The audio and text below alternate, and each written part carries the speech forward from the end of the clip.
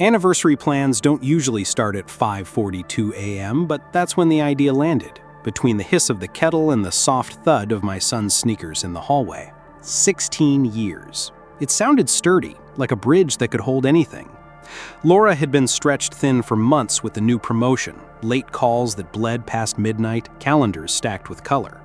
I wanted to cut a clean window in the noise and fill it with us. A weekend by the lake, the same town where we spent our honeymoon, white boathouse, slow water, a diner where the waitress still writes orders on a carbon pad.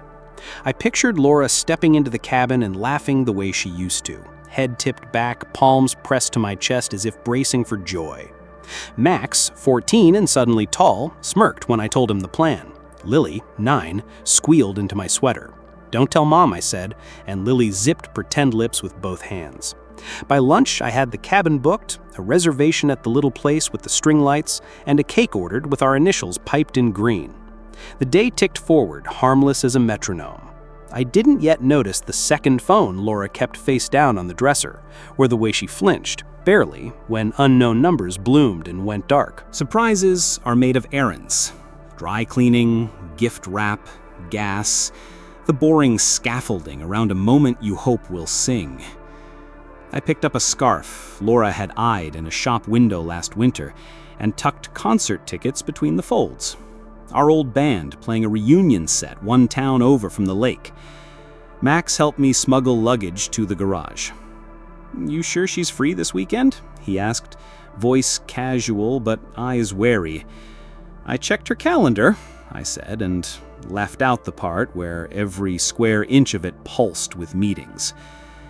At dinner, Laura's smile floated like a decal, stuck on, too smooth. She mentioned a strategy off-site next week, another hotel, another door that wouldn't recognize our key. After dishes, we folded laundry on the bed. When I reached for a stack of towels, her phone buzzed. The other one, matte case, no lock screen photo, a name flashed. E. Brooks. Laura slid the phone under a sweater too quickly. "Work?"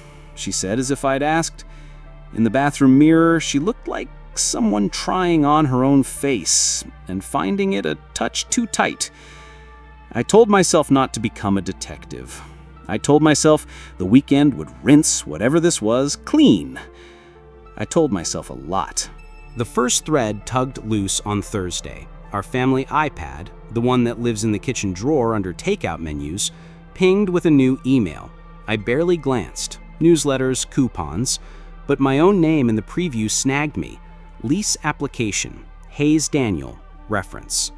I opened it, expecting spam. It wasn't.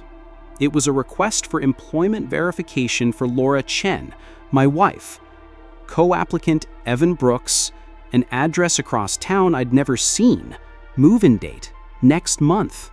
My mouth went dry. I reread the lines until the words wobbled.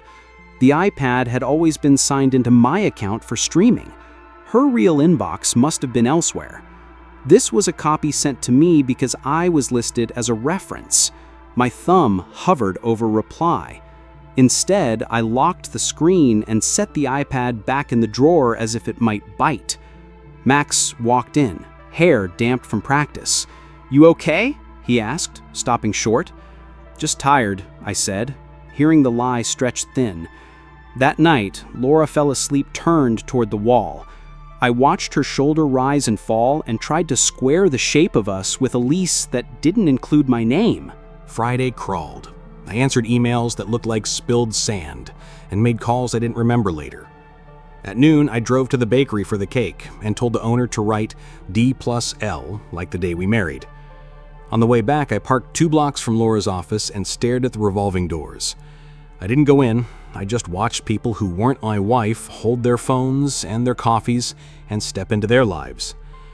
At 4, Laura texted, "Running late, don't wait up." I typed out, "Everything okay?" and watched the bubble appear, disappear, reappear. "Big pitch Monday. I'll be home after 10. The world offered me a fork. Pause the surprise, or keep building the stage and trust the actor would show. I chose the second, maybe because I'm stubborn, Maybe because hope is a muscle that keeps flexing long after it tears. I packed the car after the kids slept. The house felt like an empty theater. Our photos, birthday candles, beach towels, glossed memories pinned to drywall. At 10:53, Laura came in quietly, smelling like rain and someone else's cologne. "You're up," she said. "Barely," I managed. We fell asleep side by side, 10 inches that might as well have been a border. Saturday dawned clean, the kind of blue sky that makes promises it doesn't intend to keep. I made pancakes shaped like crooked hearts and told the kids we were going on a mini adventure. "Oh, what?" Lily gasped. "No school bags, just toothbrushes," I said. Max watched Laura over the rim of his glass. "You're coming, right?" Laura's pause was smaller than a blink, but I saw it. "Of course," she said brightly. We loaded the trunk. On the highway, Laura's second phone vibrated twice, on silent in the cup holder, where she tucked it under napkins. She glanced, then angled the screen away. At the rest stop, while Lily chose gummy bears with cosmic seriousness, I stepped outside and opened the phone. No code. A thread named E. The last message read, "Key pickup Monday. I'll sign if you will." My stomach pressed to my spine. I locked the phone, slid it back, and walked into bright sunshine that suddenly felt too white. Back in the car, Laura laced her fingers through mine across the console. "I'm glad we're doing this," she said, and her hand was warm and familiar and utterly foreign. The lake town looked exactly like memory prefers, edited for charm. The boathouse still threw its white reflection into the green water. The diner still smelled of butter and coffee. The cabin had fresh paint, but the same tin roof that sang in rain. Laura stepped onto the porch and smiled, real this time, the muscles around her eyes softening. For 3 hours, we pretended. We walked the dock. Lily dropped a pebble and named the ripple Minnie. Max skipped stones and almost smiled. We checked into the cabin with a key that stuck halfway, the kind you have to persuade. I had arranged dinner for 6:30. The owner greeted us like we were old neighbors. Between salads and the main course, Laura left for the restroom and didn't come back. After 5 minutes, I stood. Through the kitchen door, I saw her in the alley, talking on the second phone, shoulders tucked inward, words I couldn't hear ripping her mouth into shapes I knew. She saw me, ended the call, returned. "Everything okay?" I asked. "Work," she said again, and I let the lie sit on the plate between us like an extra fork no one had ordered. After the kids fell asleep, Lily under a quilt of mismatched squares, Max pretending not to care about the bedtime story he still listened to, I sat on the porch with the dark lake folding itself over and over.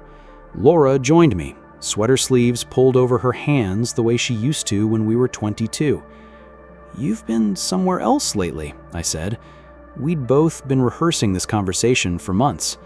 "I'm tired," she answered. "Everything is a deadline." "Are you moving out?" The words surprised us both. Laura flinched, then steadied. "Who told you?" "No one." I described the email, the name on the application, my own as reference. She closed her eyes, took a long breath that sounded like defeat. "It started simple," she said. "Staying late, talking about work, then not about work. I kept telling myself it was just friendship until it wasn't. I didn't want to tell you until I was sure, and now I'm sure of nothing." My hands went cold. "What about Max and Lily?" "I thought I could make it clean," she whispered. "There's no clean," I said. "There's us and what we do now." Morning brought coffee and silence. The kids built a fortress of couch cushions while Laura and I folded around each other like people trying to pass in a narrow hall. "Are we going home today?" Max asked, voice studiously neutral. "After breakfast," I said. Laura watched him the way you watch a glass start to slide off the edge of the table, knowing the moment before the break. On the drive back, billboards flipped by like lies. "Family fun, exit 12. We pulled into our driveway at dusk. The house smelled like itself. Citrus cleaner, last night's rain, crayons. Lily asked if we could bake brownies. Laura said yes too quickly, spilling flour on the counter like snow. Max retreated to his room. I found him sitting on the floor, hands flat, staring at nothing. "Is she leaving?" he asked.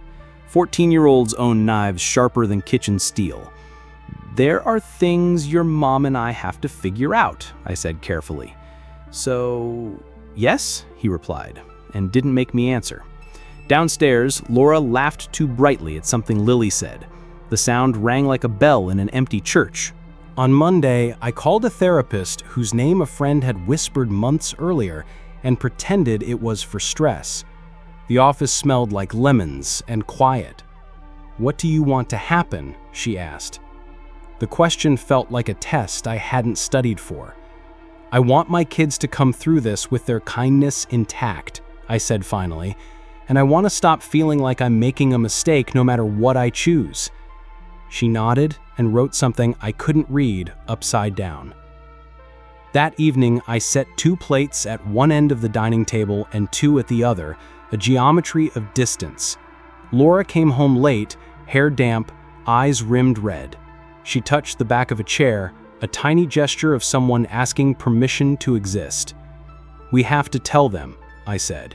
"They aren't props in a story." She swallowed. "After homework," she murmured, and we waited for the small hands of the kitchen clock to hop to 8. The house hummed, a machine remembering its instructions. I wanted to smash every clock and freeze us here until I thought of better words. We sat in the living room like people about to open a letter that could change a life. Lily tucked herself under my arm. Max stood, arms crossed near the doorway, as if prepared to run. Laura began. "There are going to be some changes," she said, voice careful as a tightrope. "I'll be staying somewhere else for a while. Close by. You can call me anytime." Lily went very still. "Is it because of work?" Laura's eyes shone.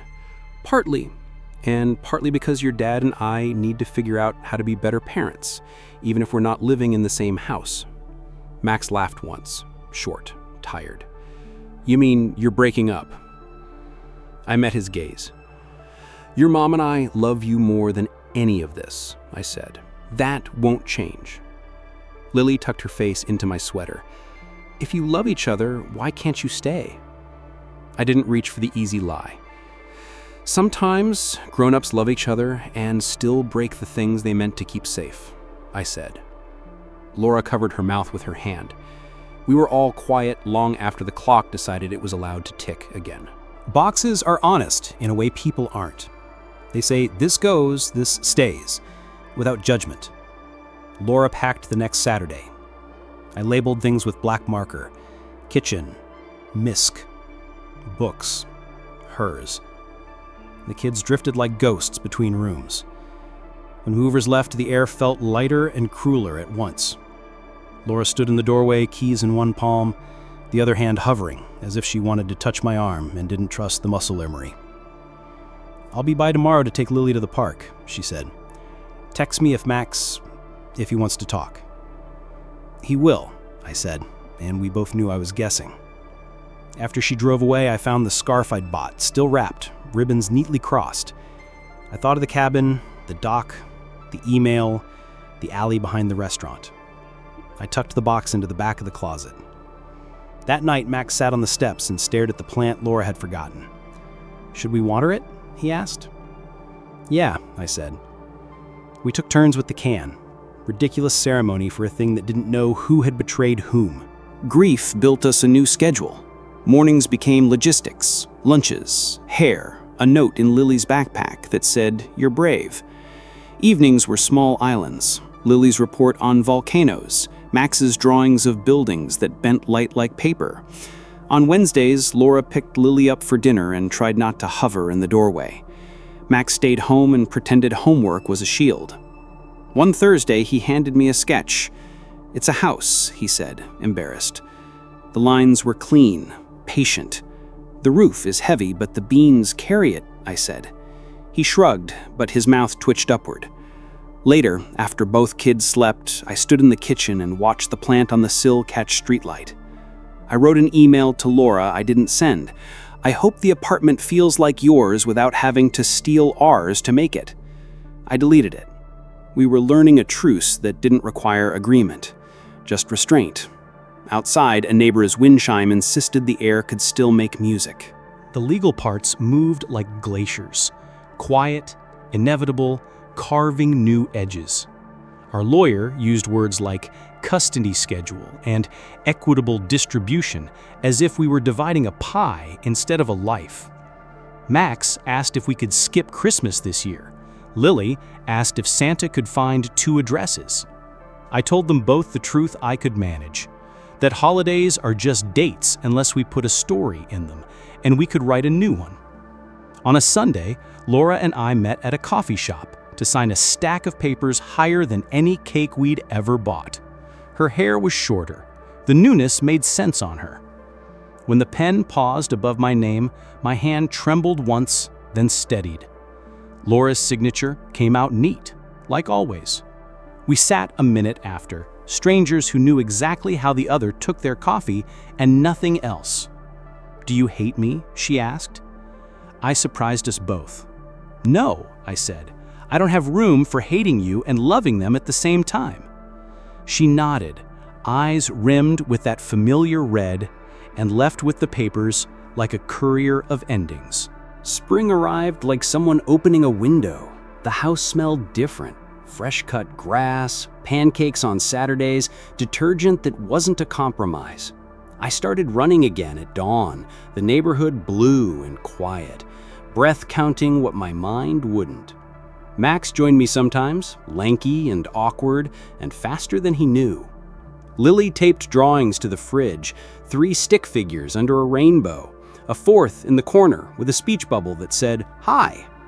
When Laura came by, Lily showed her the pictures, narrating both houses like they were connected by a secret tunnel. Max nodded at his mother, not warm, not frozen, thawing at his own pace.